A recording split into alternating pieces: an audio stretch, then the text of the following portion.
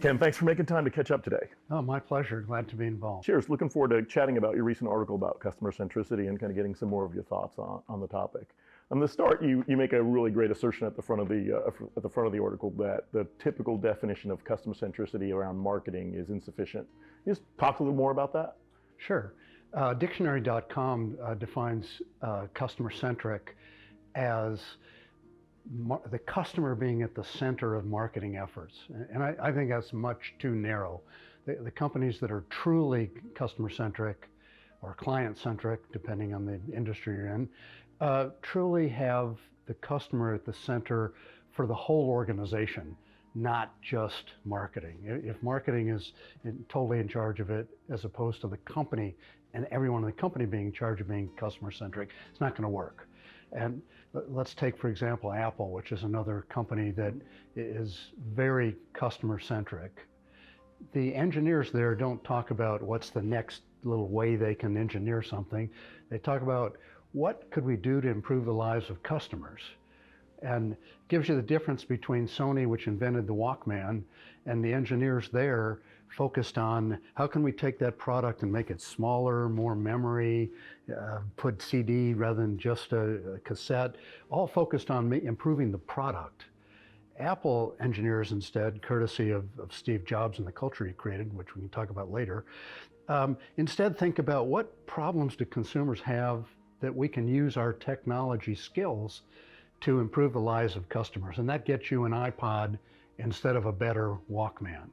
I think those are great examples, and I think you can absolutely think in each of our lives, those companies where you do feel at the center of everything the company does, not just its messaging to you, but the real experience they're delivering versus not. So I think it's a great call out.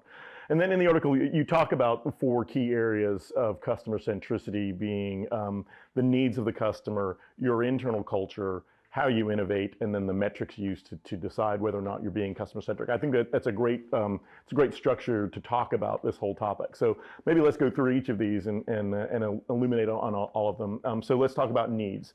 How do customer-centric companies go about identifying customer needs and ensuring they're really focusing on the customer versus their internal biases, a la Sony, which was a great example of probably an internal bias? A lot of companies do all the research on the customer and ignore the fact that there's a lot of people out there who are prospective customers that aren't customers, so you're not doing the research on their needs. And the world changes often in today in the industries that so many of them, that the environment they're in changes, competitors do things. And if you're just focusing on this one group, yes, you want to focus on them, but you also want to focus on the people who should be customers and aren't. And too many companies do research only on their customers and not on the people who should be customers who aren't. Well, there's people that criticize marketing research, say things like, well, Henry Ford, if he'd asked people what they wanted before the automobile, they would have said a faster horse.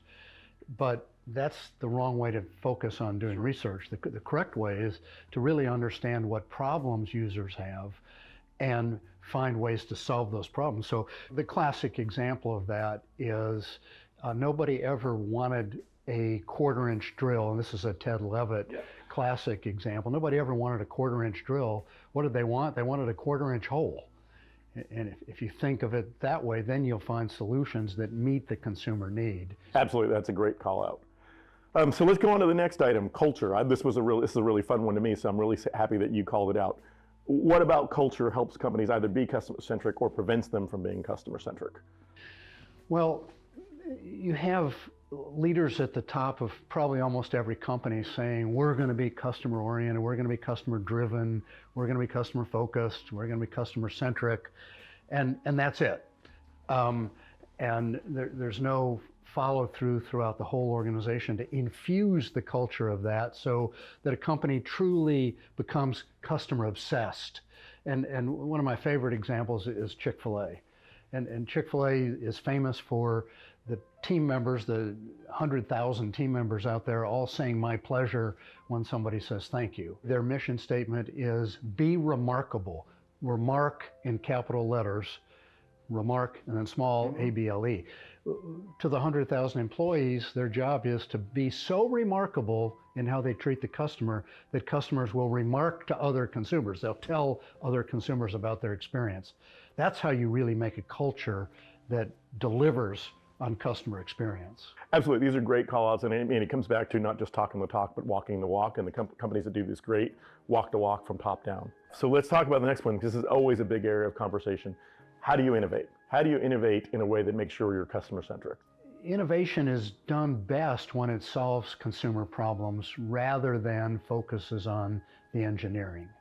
So I think when innovation is done well, once again, whether it comes from marketing being the liaison between the customer and the whole company, or the market and the whole company, these people over in the Innovation Center, do they have access to the information of what they should be working on? At Amazon, when someone comes up with an idea and it comes to Bezos for funding to develop that, how does the idea go to Bezos? It goes in a press release that's written about the product, because he thinks that's the way the customer will get the information about this new product. And that forces, from the day one, this engineer over here to be thinking about how would the customer want this? And that's what yields innovation that's market success, as opposed to innovation that is engineering success. That's a great example, and I think the call out of saying, just having to describe what you're trying to create from the very outset in the way the customer is going to think about it and talk about it versus how you want to manufacture it, forces that customer in innovation versus technology or engineering out innovation. Okay, let's move on to the last one, because this one is where the rubber meets the road in many ways, right? Metrics. How do you count and measure customer centricity, and more importantly, that you are actually being successful at it? You have a great stat early on in the article that says something like 80% of companies believe they are customer centric, but only 8% of their customers agree. So how do we get a company to use the same metrics that the customer is using to decide what customer centricity is? Well, the hottest statistic that companies pay a lot of attention to today is NPS, Net Promoter Score, which is basically a customer satisfaction score. And as an example, do you think you want to know whether customers are going to stay with you to try and forecast churn? Do you think it's important to ask customers how satisfied they are, as opposed to the recommendation question? The NPS question is, how likely are you to recommend this product to friends and family who might have a need for the product? And it runs on a 0 to 10 scale. And a 9 and 10 means these are people who are your promoters, and the people 0 to 5 are called detractors. Mm-hmm. And in between they're acceptable. And they take the promoter score, the percentage that are promoters, and subtract the percentage that are detractors, and you get a net promoter score. Well, I think that's interesting. I think it's good, but I would also want to know a lot of other things. And I'd want to know what they're dissatisfied with, if they're dissatisfied, so I can fix it. I want to know how likely they are to return, and if not, what are the impediments to return, so I can work on that, the barriers.